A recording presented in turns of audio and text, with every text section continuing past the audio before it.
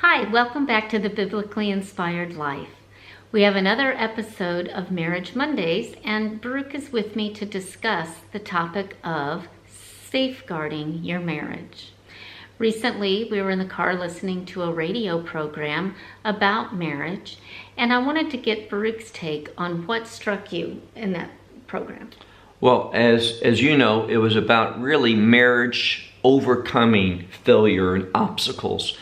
The speaker was speaking about individuals who either the husband or wife had an affair and now they were trying to put the marriage back together. So it was about steps putting the marriage back together. And what struck me was, I think that in most of the situations, principles, good biblical principles were violated, and that created the situation for that marriage disaster, that failure in the marriage. Mm-hmm. I remember when studying at an Orthodox synagogue that there are actually Jewish laws in relation to interaction between men and women who are not married to each other. Do you want to just quickly break that down? Well, one thing I think very relevant is that you are not alone with another, if you're a man, a female, or a female with another man. Now, sometimes because of business and such, you may have to meet, maybe an obligation of your work, but you need to do it in a public place in a way that does not create the possibility for anything improper to not necessarily happen, but begin to even think thoughts in those regards. Mm-hmm. And I think today, Baruch was actually taping a program, weren't you, on Joseph and Potiphar's wife, and you want to talk a little bit about that? That chapter 39 in the book of Genesis is very important because not that Joseph did anything wrong, there was nothing improper in his heart, but we learned something. Sometimes it's not just a situation where I've done something, I'm thinking wrongly, I'm behaving incorrectly, but what about someone else? And you don't want to put yourself in a position where you might be tempted or you might be accused of something. Mm-hmm. So Joseph, although in one sense he's innocent, he did nothing wrong, but from that passage we learn Jewish law. Joseph went into a home, it was his work, but he went in there when the only other person there was a female, namely Potiphar's wife, his boss's wife.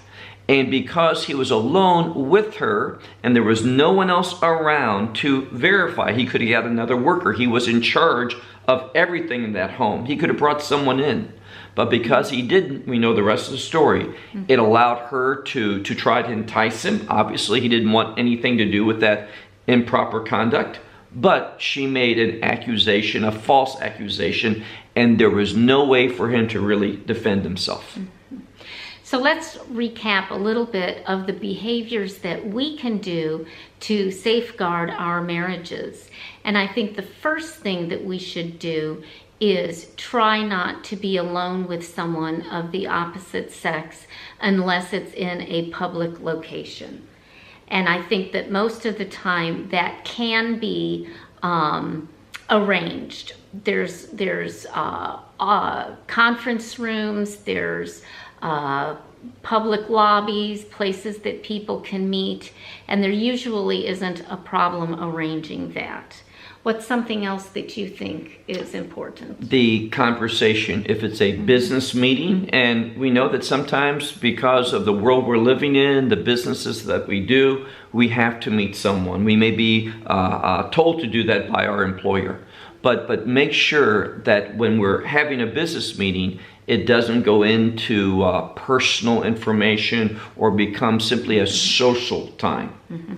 I think that was one point that was brought out in the broadcast that we were listening to, and that is if you find yourself looking forward to the conversations with this other person, if you start veering off into sharing information, or one of the worst things that I've encountered is that someone starts complaining about their spouse.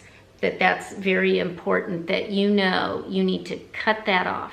immediately. Yeah, and such talk really, people maybe legitimately need to vent, but vent and share those things with a trusted friend who's of the same gender. Yeah. When you share it with someone else of an opposite gender, it's saying that you're unhappy in your relationship is not fulfilling, and even subconsciously, what you're saying is, I want something else. Whether you realize it or not, you're giving that impression.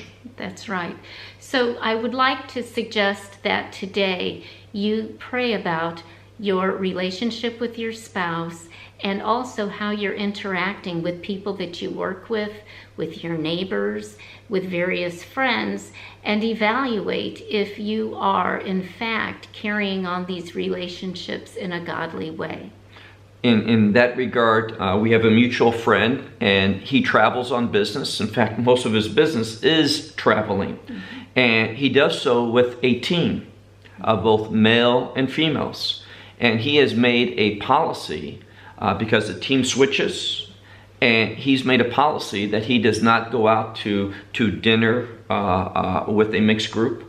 Doesn't go and do social things. Sometimes to save money, the company requires them to spend a weekend in a place, and they don't have work to do. But to save money, and maybe because of a flight going somewhere else, they'll spend a night or two, and they get to do social things. He purposely does not do that.